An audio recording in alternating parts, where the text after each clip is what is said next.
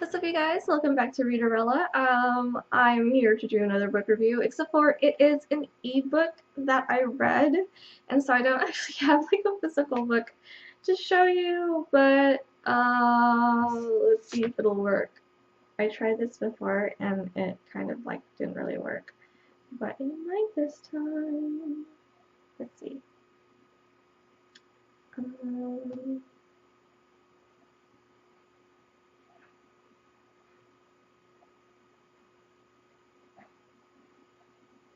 so the book I will be talking about is Zac Mia. Now, this book has been compared to. This is like not really working out. Okay, but you guys see the cover. Yeah, okay. Moving on. So, Zac and Mia has been compared to The Fault in Our Stars, Eleanor and Park, um, things like that. It's one of those books that are really heavy topics, and it's one of those adventures. So the book starts off with us following Zac, and Zac is currently in the hospital for treatment for, I believe, leukemia. And he's in his room with his mom, and he's been there a couple times already, and so he knows the procedure. He just had a blood transplant, and his mom's been hanging around every single day doing crossword puzzles and, being annoying. And he sees that a new girl has moved in to the next room over, and all he hears is a whole bunch of shuffling and a whole bunch of like yelling, like muffled yelling, and then suddenly, doors slam, people are storming out of a room, and then he hears a whole lot of angry, loud music, specifically Lady Gaga. And so he knocks on the window, or he knocks on the wall, and she knocks back. And like this goes on for a little bit, and then he gets one of the hospital workers to send a note over to her to figure out who she is. And it takes a while for him to figure out who she is or what her name is or what her story is or anything like that. And he has a bit of an obsession, with statistics. And I suppose if I were in his position and if I had leukemia, I'm not even gonna lie, I would be completely obsessed with statistics and the like chance that I'll survive and all this and that. And from what he knows about the girl next door, she has a better chance of survival than anybody else. And so she eventually leaves, I guess, to go to wherever she needs to go to, like surgery or something like that. And one of his friends comes back into that room, and then he leaves for some strange reason, and then the girl comes back, and it's just, you know, this big thing. And so, I guess somehow she ended up calling his room and eventually adding him on Facebook, and so they were Facebook chatting or whatever, and she is really angsty, and she's really angry, and she's really rude, and she's really, like, just angry. And I guess, being a 17-year-old with cancer, I am not gonna lie, I was 17 at one time, and I was angry just because I was angry, just because I suffered from depression. And I mean, if I were to factor in cancer too, like, I would want to watch the world burn just as much as Mia probably did. She hated the fact that Zac always told her she had a better chance of survival than anybody else there, and she did not believe it. Like, she didn't consider herself lucky. She didn't, like, look at it that way. And, for Zac, he was always trying to stay optimistic and things like that. Like, he was always trying to make her feel better and whatnot. And then he finally gets to go home, and time passes, and eventually Mia gets to go home too, and she ends up running away just because she can't deal with her mom. And she ends up finding Zac where he is, and she breaks into his room and kind of just cuddles with him and doesn't say anything, just nothing.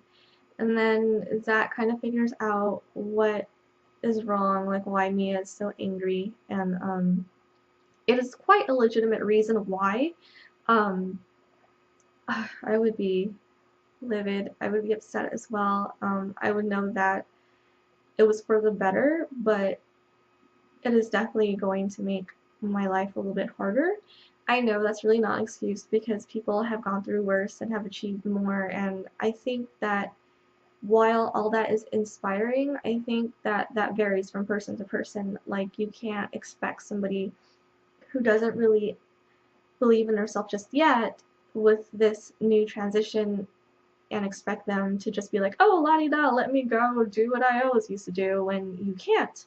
And for Mia, that was really hard because she couldn't tell her friends, nobody knew. She would always just try to play it off like she, sprained her ankle, and, she couldn't come to school and stuff like that. Like, it was just like this big facade. So it was hard for her to,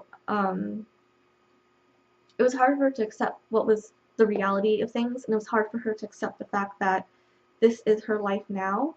And we go through with Mia from her point of view once she reaches Zac, and her urgency to run away, to keep running away, like she doesn't know what she was looking for, but to just keep running away and like trying to pull herself together, and all these other things. And I mean, at first Mia kind of really annoyed me because I'm like, okay, this brat, but I mean, all things considered, I guess, how would you react, if you were in that situation, or if you had that problem? And like, I don't think I would react any better than she did.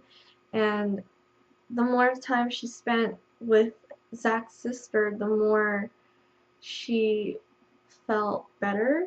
Like, there was someone taking care of her, there was somebody who cared about her, and, you know, his sister just wanted to make sure she was okay, and stuff like that. And so I thought that was really noble of her. And I mean, it's not every day you're lucky enough to find a friend whose family is just like, oh, hey, yeah, you can stay with us. I don't know. Where I come from, that's not really normal. So to see that in a YA book was really nice. Knowing that Mia wasn't going to be alone, and knowing that she had people who didn't even understand her secret or know what her secret was just yet, still cared about her nonetheless. And I think that was really cool of them. At the end of the book, Zac is back in the hospital again, and he uses his Make-A-Wish wish for somebody else, and I thought that was really cool of him. And he went into a dark place at one point where even Mia couldn't get to him, and it was nice to see that by the end of things,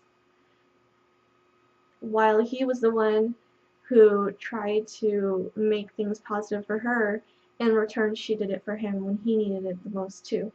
And you know, it ended on a really good note, and I really enjoyed reading it.